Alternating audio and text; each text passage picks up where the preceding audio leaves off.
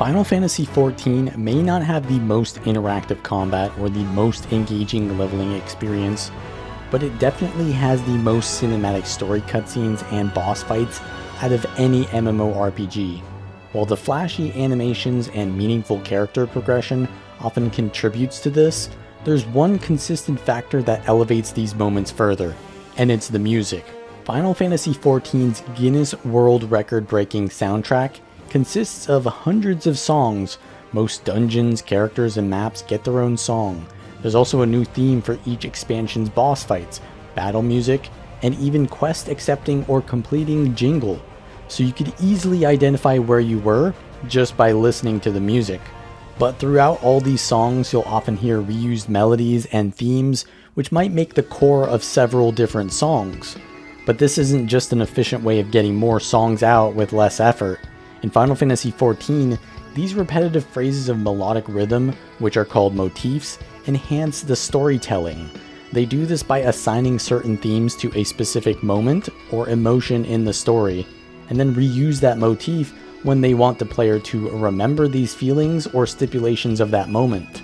This is extremely helpful when players are experiencing a story that goes on for hundreds of hours of gameplay and with tons of complex moving parts that can be hard to remember. This nostalgic or historical use of motifs to tell a story is just a more specific type called a leitmotif. But for the sake of not sounding overly pretentious, I'll just refer to them as motifs from now on. These motifs are used all throughout the game, but in my opinion, they are most effectively used to portray the progression and tone of the story in the Stormblood expansion. Before we can explain how the music supplements the theme of this expansion, we need to first identify those themes, and the best place to start is in the name Stormblood. Blood is not only represented by battle or war, but also family, as family is the bond shared through blood. Anything that is stormy is considered conflicted, tumultuous, or cloudy, so there's a storm in your blood means that there's a conflict between family or an unclear threshold of who is on your side. Specifically in the story, the people of Alamigo want independence from the Empire, who invaded and occupied their home. But while there are efforts of the people of Alamigo to fight back against the Empire, there are disagreements on how they should fight, and others who believe that fighting is futile, and still yet others that wish to defect and join the Empire for a better life. Without clear leadership or a united force, they don't stand a chance in fighting the superior forces of the Empire. The story that leads up to this expansion has us approaching Baelsar's Wall to fight back Imperial forces, and this dungeon has a standard marching tune that isn't too out there.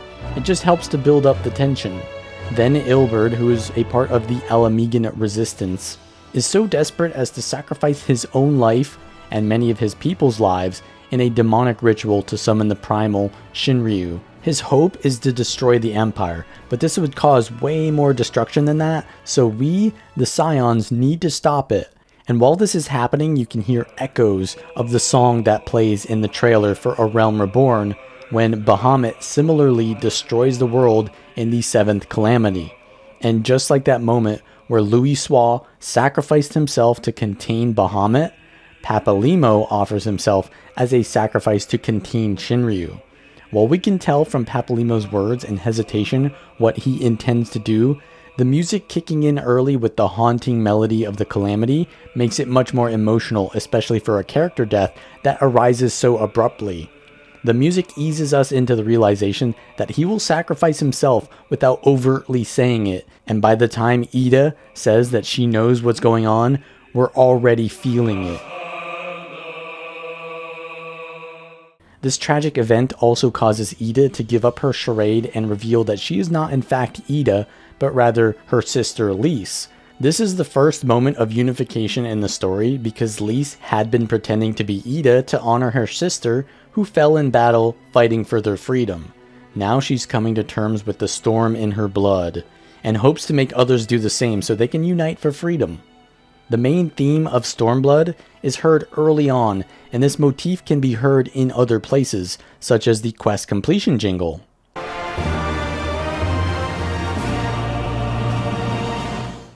It's also heard at the base camp of the rebellion forces, Ralger's Reach.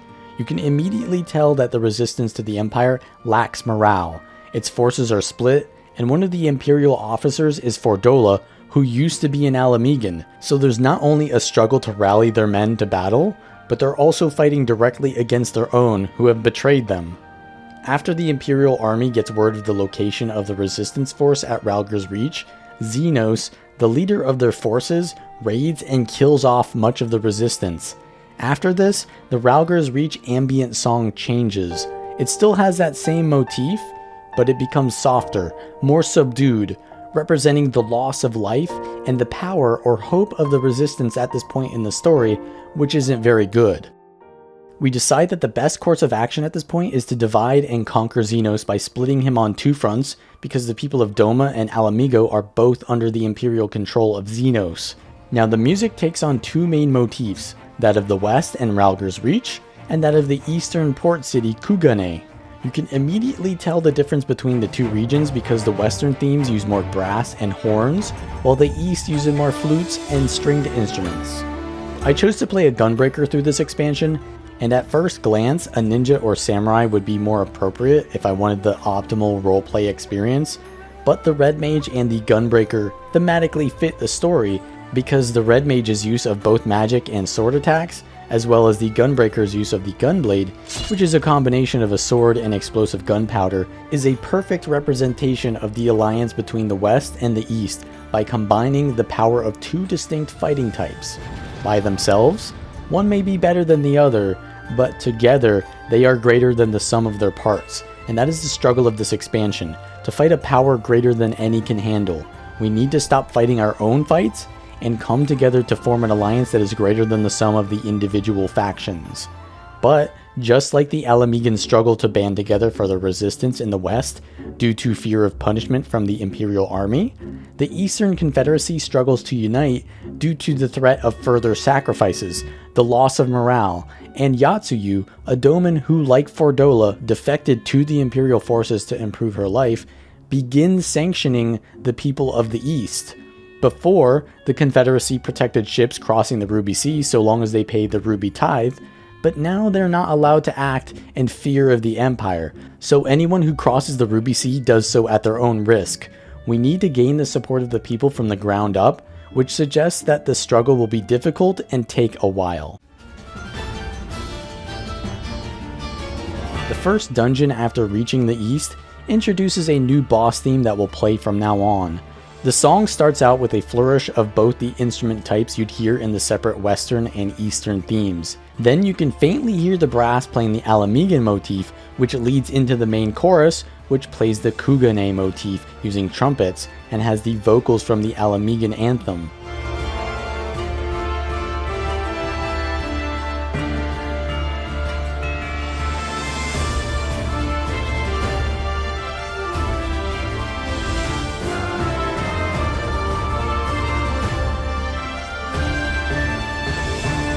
The combination of Eastern and Western motifs creates a comparison of the struggles that both sides are facing, and suggests a literal and metaphorical harmony between them.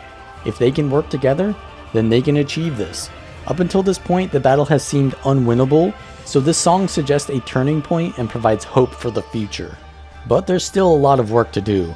We need to undermine the Empire's hold on the people of the East and gather more allies. The Kojin, who are a beast tribe of turtles, are enlisted by the Empire, but they would rather not have the Empire here. They're just doing what they must do to survive. So when we fight Zuzano, the primal of the Kojin, his theme is intense, but does not feel dangerous. This fits his more playful tone because he doesn't care so much to kill or have some agenda to temper or control us. He just wants the thrill or challenge of the fight. He fights on the side of the Empire, but not as fervently as they would hope he does. The tone here differentiates between who the real villains are and who are just caught up in the conflict. It shows that these are the weak points in the Empire's defense, and if we want to gather more support, we should start recruiting those who are most reluctant under Empire rule. Even more separation within the conflict is represented by the theme of the Azim Steppe. The Zayla tribes of the Azim Steppe have their own conflicts, but they're not concerned with the struggles of the people of Doma and Alamigo. There's more of a sense of freedom due to the relaxed nature of their theme song, and the melody played by the actual vocalists, which suggests that these people can express themselves without a larger entity looming over them and limiting their freedom of speech. We also find Lord Heen in the Azim Steppe, and his late father was the former leader of Doma before the Empire invaded, leaving Heen as the heir to the rebellion. Heen's theme is not a motif from within the game, but a reference from another game in the franchise, the theme of Cyan in Final Fantasy VI, who experiences a similar situation of an empire trying to take over his home, also called Doma. You could go much deeper into this, but the most important part is that the theme song feels grand and majestic, like a kingdom that is thriving and not under the looming threat of destruction. So while his theme is hopeful, his people are not. Hien is separated from the people of Doma. It represents his role as a key character for reinvigorating the now demoralized and hopeless Domans to fight for their freedom again. But the entire reason he's here in the Azim Steppe is to get the help of the Zayla tribes by earning their respect. So Hien must prove himself to the different tribes by participating and winning their battle royale, the Nadam. We help him win and get the support of the Zayla tribes, and when the Zayla and Domans are united in their assault of the Imperial-occupied Doma Castle, the track Torn from the Heavens plays. This is from the base game, A Realm Reborn. Other than being a great track that's often used to excite you for a full-on attack, it's the first time this song plays during this expansion. It's also the first time that a full-on attack on the Empire is made, which is a pivotal moment in their quest for freedom. Rather than being depressed and bickering at each other for making mistakes that might get them punished, there's a feeling of camaraderie and excitement in this moment. Once again, we're given hope that maybe we can work together, we can fight this insurmountable foe, and that maybe we can be free. The Liberation of Doma Castle dungeon also has a motif of Yanja, the province that Doma resides within, but there's a more modern feel through the synthesizers and faster tempo of the song. There's not much to interpret here except that change is coming, and that a good song makes the experience that much more enjoyable. Sometimes a good song is all you need to have a good time, and these dungeon sections of the story are often enjoyable because of their unique and tailored soundtracks. After freeing Doma, all of our allies in the east can focus on helping the west for the final battle to free Alamigo. The song played during the liberation of Alamigo is quite similar to the theme of Baelsar's Wall, the dungeon right before this expansion where we tried to fight off the Empire. But this time we're not fighting alone, we're united. All of the forces from Eorzea, Doma, Ishgard, and the Scions are fighting together. We've gone full circle from struggling to fight the Empire, recruiting allies, fighting back the Empire to free up more allies, and then finally taking on the main force of the Empire, which is represented in these Imperial marching tunes at both ends of this story arc. It's also appropriate that the fight with Xenos at the end of this dungeon has the same track that all other boss fights had, with the double motif of Alamigo and Kugane. This is the culmination of our struggles in uniting two fronts with vastly different cultures and motivations for one singular purpose. But it's not over yet. Xenos takes the power of the primal Shinryu to challenge us once more. This boss theme has a very complex medley of songs. It starts out with the song that we heard at the start of the expansion when Shinryu was first summoned. Then it moves on to a section alternating between the theme of Regula Van Hydra and the Ultima weapon.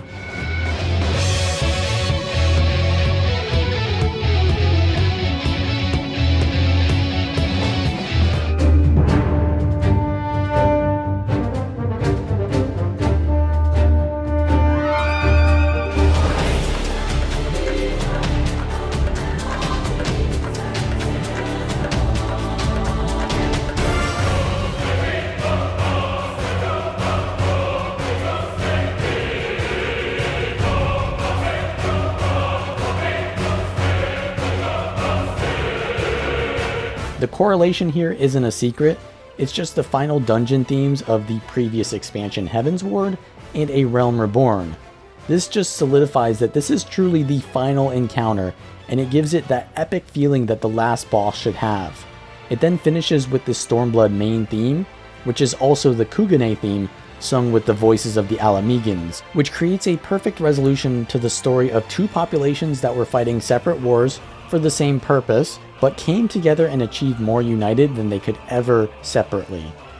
As I said before, in a story this long with so many characters and different plots happening simultaneously, it's important to keep the player engaged not only by keeping them invested in the current moment, but also by reminding them of the importance of certain events of the past so they can remember them for when their payoff finally occurs. And there's even more ways they use music to enhance these story moments in the later Stormblood patches. When fighting the Lakshmi Primal, who essentially tempers or mind controls her followers like a siren, her song perfectly immerses the players in the danger she presents. Sometimes it can be hard to put ourselves in the perspective of others, so when we see others getting mind controlled, we just assume that they're weak or evil because they're against us. However, the song that plays during the Lakshmi trial has a very inviting and comforting tone to it. The lyrics are mesmerizing with how many rhyming sounds are used, and at first, the lyrics speak to us in the second person, to let go of your inhibitions, at least until the part where the lyrics say, "In time, you shall follow."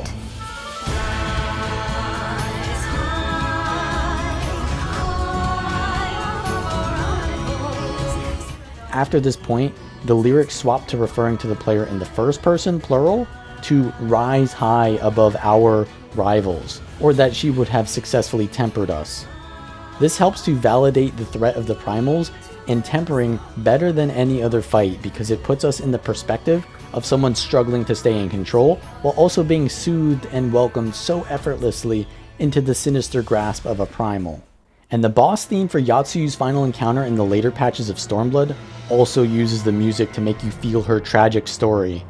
After her defeat at Doma Castle, she drifted away with Gosetsu, who returns alive with her later on, but her memory was lost due to trauma, and she doesn't remember who she is.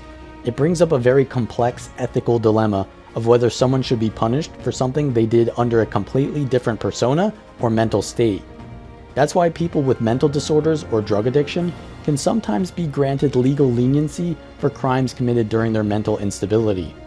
Despite her heinous deeds, we give her another chance and rename her Tsuyu.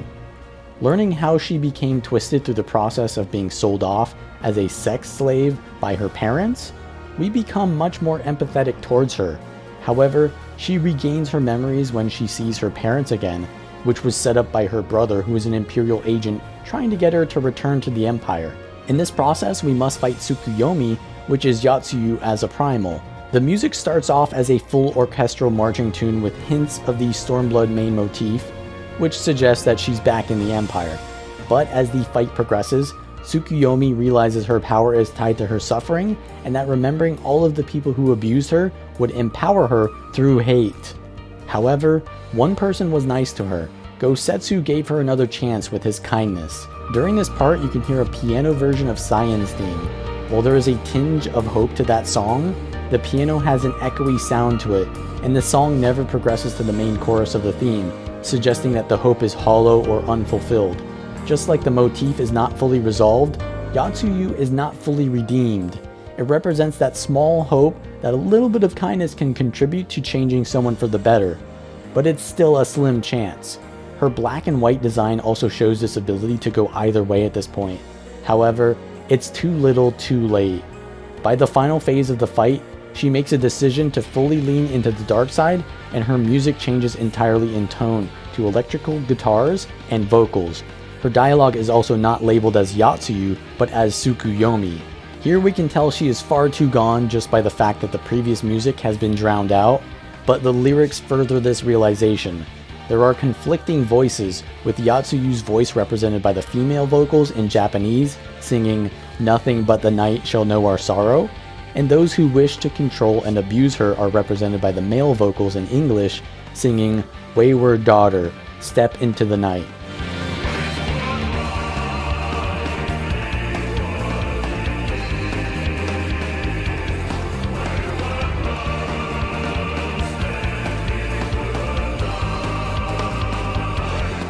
In a story that is all about gaining freedom from the Empire, Yatsuyu's struggle is to gain freedom only for herself, and eventually she realizes that there is only one method to complete freedom.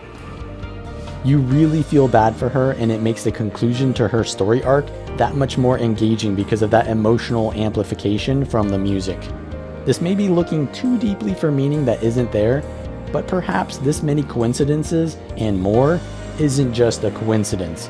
There's a reason Masayoshi Soken, who is the composer for Final Fantasy XIV, is hailed as a god in video game music composition. And with the help of an entire company and franchise that knows their audience, what they want to hear, how to use music, and when not to use music, they've created such thematic and engaging soundtracks that have kept many fans invested in the story for over a decade. One thing I realized is that most of my favorite games have really good music, and that's probably because the music helps to add more emotional attachment. The game may have its flaws or not provide the content that some people want, but for sure, the one thing everyone agrees on about Final Fantasy XIV is that it has some of the best music ever. If you enjoyed this content, please like and subscribe. Let me know what your favorite video game song is in the comments.